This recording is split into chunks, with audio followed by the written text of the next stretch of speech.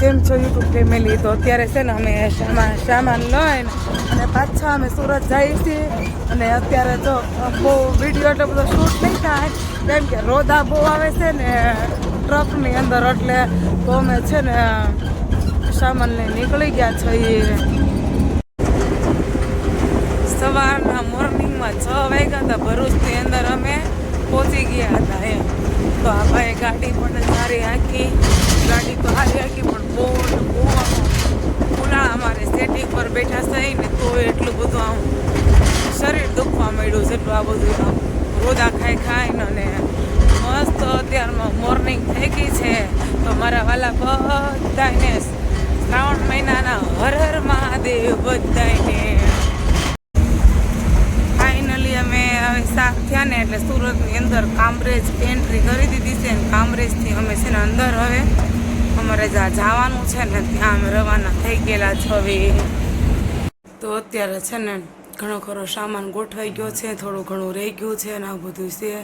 અને આપણે 5 વાગે છે ને નાહી લીધું છે ને હેર વોશ કરીને ખાસ કેમ કે સવારના અમે નાહ્યા નહોતા ને તો આમ કાંઈક થતું હતું એમ, થાકે એટલો લાગ્યો તો. પણ અહીંયા છે ને 1 BHK છે તો થોડોક સામાન એડજસ્ટ કરવામાં થોડોક પ્રોબ્લેમ પડે.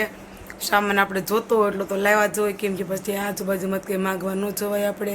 તો આવું બધું હતું. તો અત્યારે કિચનનું ખાલી સેટઅપ કર્યું છે પણ પૂરું નથી કર્યું. જ્યારે પૂરું બધું થઈ જશે ને ત્યારે આપણે ફરીથી મસ્ત એવો નાનો એવો બ્લોગ બનાવશું.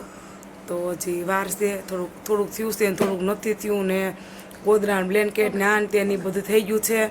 2 બેડ ભરાણા છે, એક મકાન માલિકનો હતો તો એમાં આપણે કપડાં નાખ્યા છે, ગોદડા અને બ્લેન્કેટ ને એવું. અને મારો છે ને એમાં અમે છે ને હલની આટલી જગ્યા નથી રહેવા દીધી.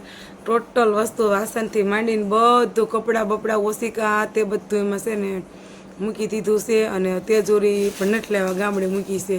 અહીંયા કબાટ હતો ને એટલે તો અત્યારે એમાં છે ને કપડાને એમને થપ્પા જ મારી દીધા. કીધું જ્યારે આપણે ફ્રી થઈશું ત્યારે એકનું કર્યા રાખશું. 4 જણા છે એટલે 4નું કામ ભેગું થાય કે નહીં.